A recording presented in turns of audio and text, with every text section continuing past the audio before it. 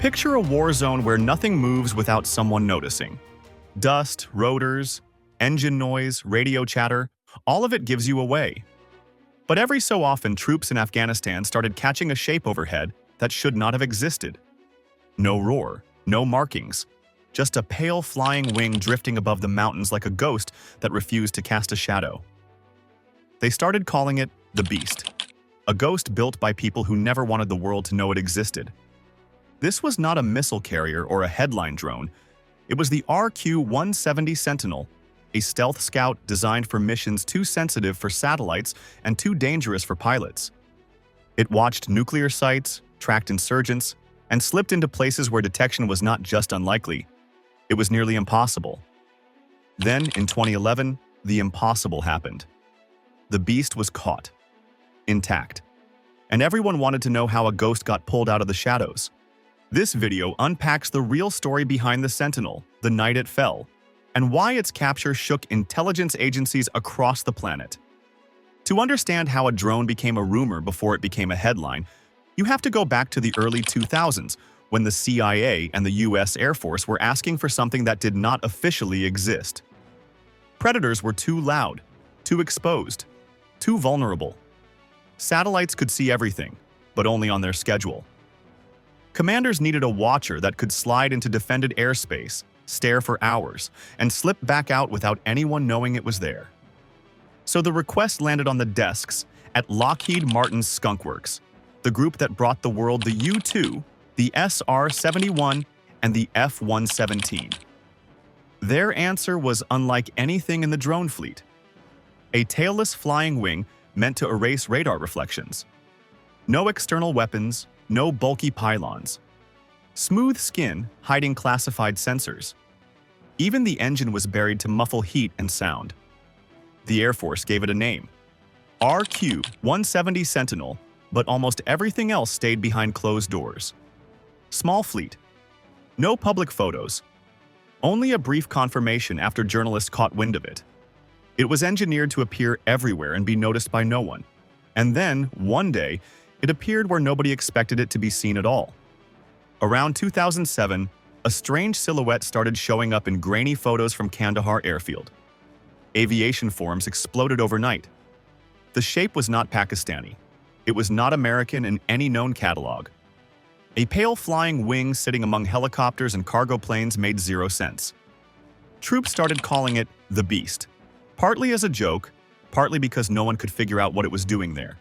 Reporters dug through every aircraft reference they could find and hit nothing. No wings like that. No tail. No serial numbers on the fuselage. Just a smooth, almost alien geometry that looked more like something from a classified design lab than a battlefield runway. The mystery grew after locals claimed they saw the aircraft lifting silently at dusk, climbing high enough to disappear into thin air. Aviation journalists suggested it was watching Taliban safe houses. Others believed its real assignment was peeking far across the border into Iran and Pakistan's nuclear facilities. Theories piled up faster than facts, and the Pentagon refused to confirm anything. The Beast became a legend long before the government admitted it existed. And that legend only grew stronger once people learned what the drone was actually built to do, because the missions behind that ghostly airframe were far bigger than Afghanistan. Once the Air Force finally acknowledged the drone's existence, analysts started piecing together its real purpose. The R in its designation marked it as reconnaissance. The Q meant unmanned. But those letters hardly captured the scale of what this machine could do. The Sentinel carried sensors designed for buildings, not landscapes. It could stare at a single compound for hours, map patterns, track phone signals, and feed live intelligence to commanders continents away. Its flying wing shape was not just for stealth. It let the aircraft loiter quietly at medium altitude without burning enormous fuel loads. That meant patience, the kind required for nuclear monitoring and insurgent tracking alike. Footprints revealed deployments far beyond Afghanistan, hangars in Guam, sightings in South Korea, locations tied to nuclear flashpoints. Every new image suggested the same idea. This was not a regional tool. It was part of a global network meant to watch the hardest targets on the planet without provoking a diplomatic crisis or setting off radar alarms. And the strangest part? The Sentinel stayed almost invisible despite all this movement. No promotional videos, no combat footage. Just a ghost that kept appearing in places where no one expected company, which made the next revelation even more shocking, because the Sentinel's most famous mission happened nowhere near a war zone.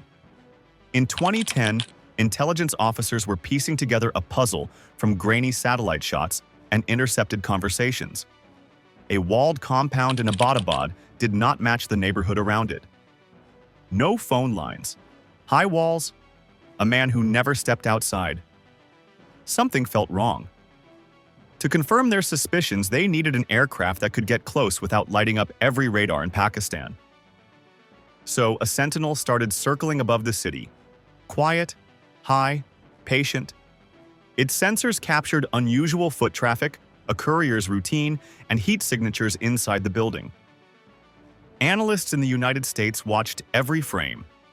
The compound's mystery resident never knew he was being observed. When the SEALS launched Operation Neptune Spear, the drone remained overhead as the silent witness.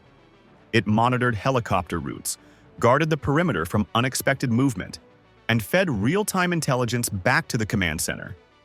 While the world later focused on the SEALS and the modified Black Hawks, the drone that made the entire operation possible stayed nameless and unseen. At this point, the Sentinel seemed unstoppable. It had completed one of the most sensitive surveillance missions in modern history without anyone catching a hint. Transition tease, and then, months later, the impossible happened. The world's most elusive drone did not disappear. It fell. If you are enjoying the story so far, tap subscribe. It helps us keep digging into the hidden history behind the machines built for secrecy. More untold stories are coming. On a routine mission near the Iran-Afghanistan border, a Sentinel lifted off with the same confidence it had carried through dozens of covert flights. Its operators monitored telemetry from a remote station, watching clean numbers roll across the screen. Altitude steady. Navigation stable. Sensors collecting everything they needed. Then, without warning, the data froze. A few seconds of static, and the feed vanished. Losing a stealth drone was not unheard of, but losing one this intact was nearly impossible. Crews scrambled to re-establish the link, repeating commands, cycling frequencies, forcing resets. Nothing answered back. The aircraft was gone. The first assumption was simple: a crash in empty terrain, harsh winds, a navigation fault, a dead engine. But no debris appeared on satellite shots, and no recovery team found wreckage across the border. Inside command rooms, officers whispered the one scenario they did not want to voice. If the drone did not crash, someone might have taken it.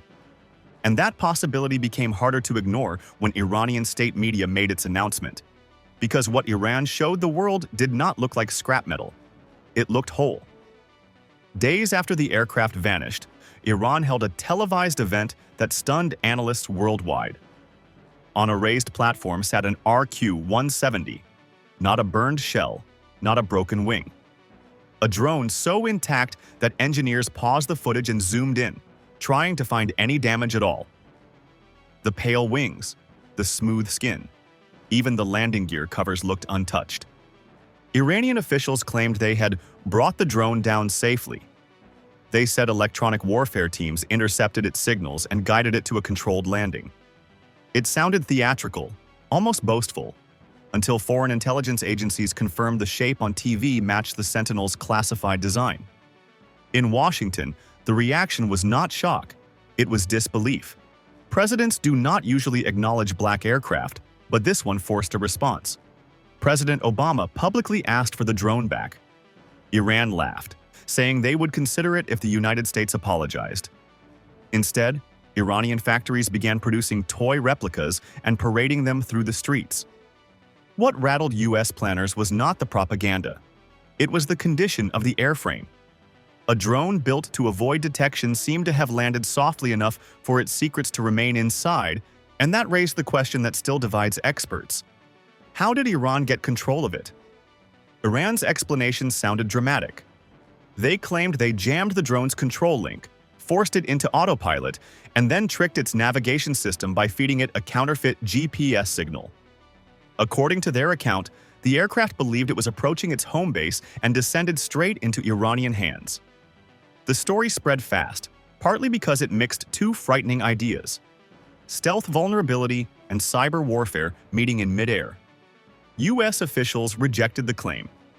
They argued the Sentinel relied heavily on inertial navigation, which does not depend on GPS once it is in the air. Some analysts backed this view, saying a complete takeover was unlikely. Others admitted a smaller disruption could have nudged the drone into the wrong valley. A software fault, a corrupted waypoint, or an operator misjudgment might have done the rest. The truth sits somewhere in a fog of classified reports and unspoken embarrassment. No country wants to admit its adversary hacked a top-secret system, and no adversary wants to admit it got lucky. What is clear is simple: a platform designed to vanish was now the centerpiece of a geopolitical argument, and the consequences did not stop at public humiliation. They shifted the balance of military technology. Once Iran had the drone, they did not waste time. Engineers began dismantling, photographing, and cataloging every accessible component. Officials claimed they extracted storage data, studied the airframe, and decoded its avionics. They also said Russian and Chinese advisors requested access, a point Washington never confirmed but never dismissed. Within a few years, Iran rolled out its first full-scale replica. The proportions were close. The flying wing shape was unmistakable. Later versions began launching from Iranian bases, including the RQ-170 Sentinel and the smaller Sergei variant. Footage showed them taxiing, taking off, and performing basic maneuvers.